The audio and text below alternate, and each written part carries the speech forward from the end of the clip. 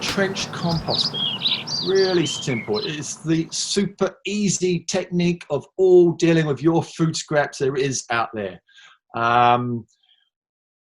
You don't have to do too much. All you need is a shovel. You don't need any plastic buckets. You don't need any wooden pallets. You just need a shovel or a garden fork, and you're away. As the name lends itself to, you literally can dig a trench. So number one, dig a trench in a veggie bed, ideally. So this could be in your veggie bed, or it could be in your orchard. And then if you dig a trench, you allow yourself the ability just to add some food scraps today, some food scraps in a few days, 2 or 3 more days later. And every time you add some food scraps, you're going to chuck some dirt, cover the dirt back over with about 20 to 30 centimeters of soil, and just keep on going as you go along the trench. You could just, if you haven't got the space for a trench, you can just take your shovel out and just dig a hole. Wherever the space is, dig a hole, chuck the food scraps in. And so it might be that you collect 2 or 3 days worth of food scraps to make it worthwhile. Depends what's coming out of your kitchen. You'll notice in that photo, there's some tea bags. Just be wary where your tea bags are coming from. A lot of tea bags are made with a mix of wood chip and plastic and cardboard. And so it's that plastic. There's some brands of tea bag that are purely, completely biodegradable, but many tea bags that aren't. You could chuck in, we haven't got an image there, but you could chuck in some of those chicken plastic bags that are home compostable now. They could go in this hole as well at the same time.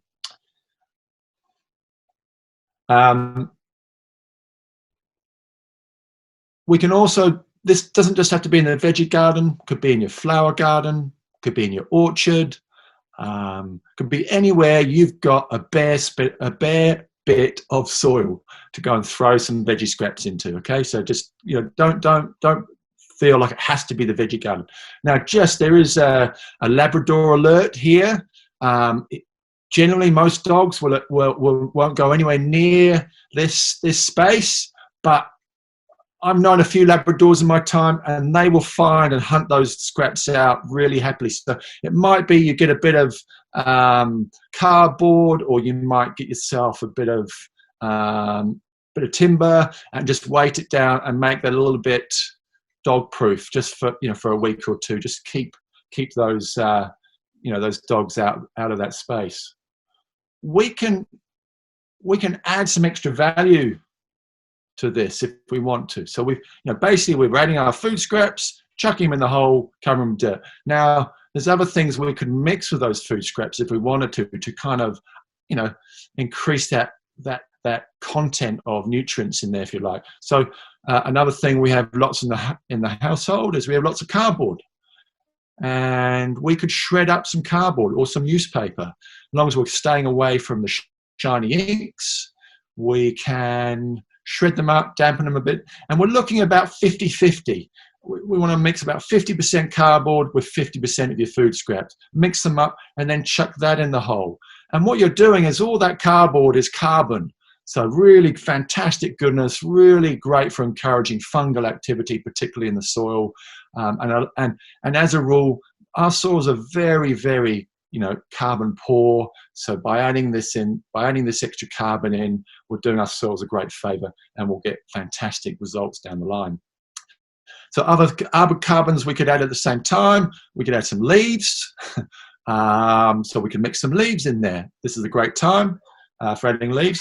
We could add some sawdust or some wood chips. So jumping ahead of myself there. So those are other things we could add into that mix to, try and increase it and to make that better, look better. If we want to take it to the next level, so we had level 1, just the food scraps. Level 2, we're adding some leaves, or some wood chips, or some sawdust. Level 3 is we're gonna add some nutrients in there. So we might have some eggshells. So rather than grinding up those, rather than just chucking whole eggshells in there, we might grind them up. We might collect a load, stick them in the oven, cook them in the oven for a bit when we're cooking our roast or whatever it is we're cooking, and then we can come along with a mortar and pestle and grind those eggshells down really happily. And then we're adding a fantastic source of lime, calcium carbonate. That's what eggshells are. If you just leave them in their whole form, they're gonna struggle to break down. So eggshells. If you haven't got a lot of eggshells, a spoonful of lime. You can chuck a spoonful of lime in that mix as well and mix that through. You want to take it to level 4. So we've gone 3, we're going 4. We could add some rock minerals. These are available online. Some hardware, some gardening stores sell them as well.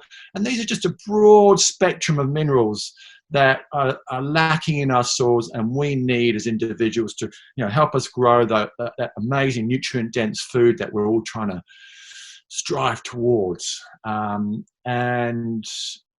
minerals online, you could try Fertile Fields, they sell them.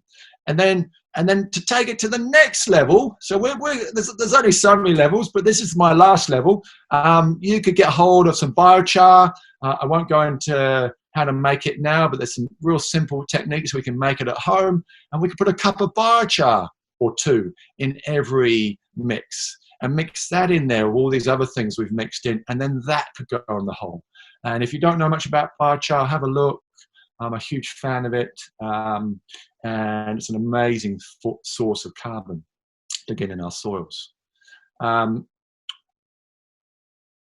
Once we come out of lockdown, you could look at either continuing with this system, or you might like to take a look at the Bokashi system, the Bokashi bucket system. I've actually got one. I've got a visual. There you go. You don't need me to lift one up. So that's another system. It's very similar. It just allows you not to have to dig the hole so often. It's a great system. You are buying into a bit of plastic fantastic, but it's still, in the depths of winter, you might not be so enthusiastic by going out every couple of days. This is a once in 2 weeks, kind of take the bucket out and bury the contents. I'm not going to get into how to make it in this webinar, how to do it, but it's a very simple technique. It's kind of like trench composting on steroids, if you like. So that's one way of looking at it. The next thing to consider is some chickens. As we move to this new era, this new age of living, why not, even if you're in an urban backyard, you could get couple of chickens, and you could create a little zone that you throw all your food scraps in, along with wood chips and sawdust and shredded cardboard, and you could start creating this little composting zone. So it's another ways of looking at it, and I've kind of snuck those in there, even though not quite trench composting.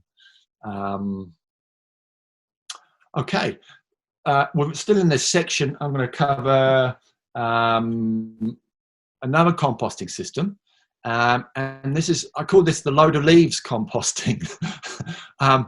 It's kind of timely for this time of year. All the leaves are about to drop off next week, it feels like, if they haven't already started. And this is a really, again, I want to keep these systems really simple. So this is a really simple system, and all you need is, you can use some old fencing, some old wire. You might have some wooden pallets. You might make a compost bay, or you might use a plastic Dalek or something similar along those lines. And all we're going to do with this system, let's move my notes up. So what we're going to do is we're going to fill, not completely full, but we're going to fill up our structure, whatever it is, be it the, be it this, be it that, with our collected leaves. And all we're going to do, so step 1 is we're going to collect the leaves. Step 2 is bung them in there. Step 3 is we're literally just going to come along and pop our food scraps into those leaves. We're literally going to make a hole, chuck the food scraps in, maybe get the garden fork a little bit, mix it up a little bit. Really simple. With all the carbon is there. You're not having to collect it or store it anywhere. It's there already in place. if you're thinking long term, you might decide to store some extra leaves as we, this could go us all year long. We could be using this system. So you might store some extra leaves to be able to top this up as you feel you've really filled that unit up with food scraps and leaves. And once we're out of lockdown, the only thing you could add to this is either find a friend who's got a worm farm and grab a handful of composting worms, or you can go online or give Robbie Dick at Central Wormworks in Cromwell and get yourself a kg of worms and chuck these in here as well. And you'll never need worms again. And that's it. You're just going to keep adding food scraps to these leaves. Really simple.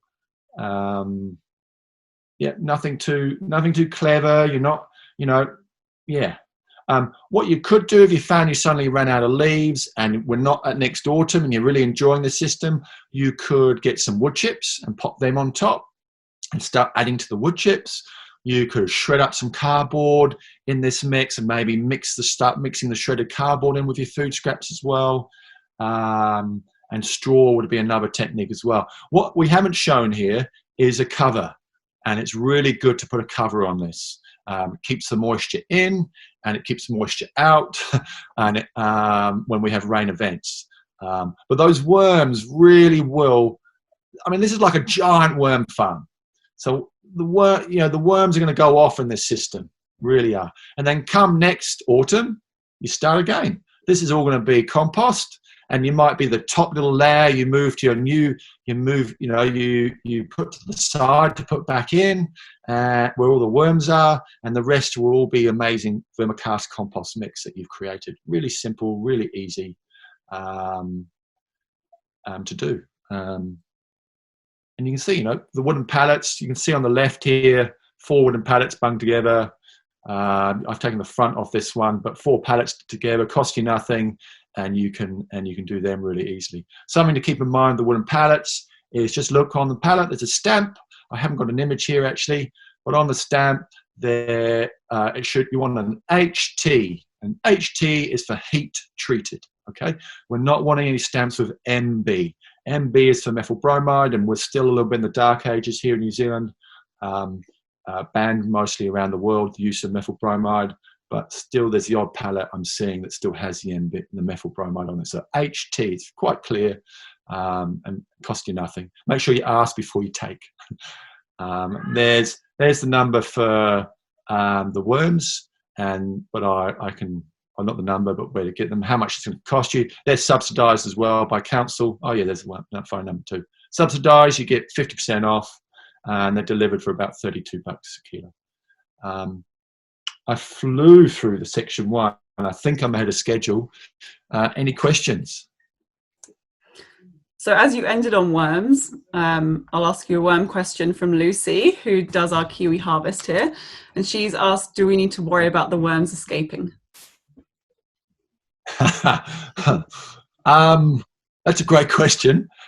If you're creating the right environment, the worms are going to stay where the food is.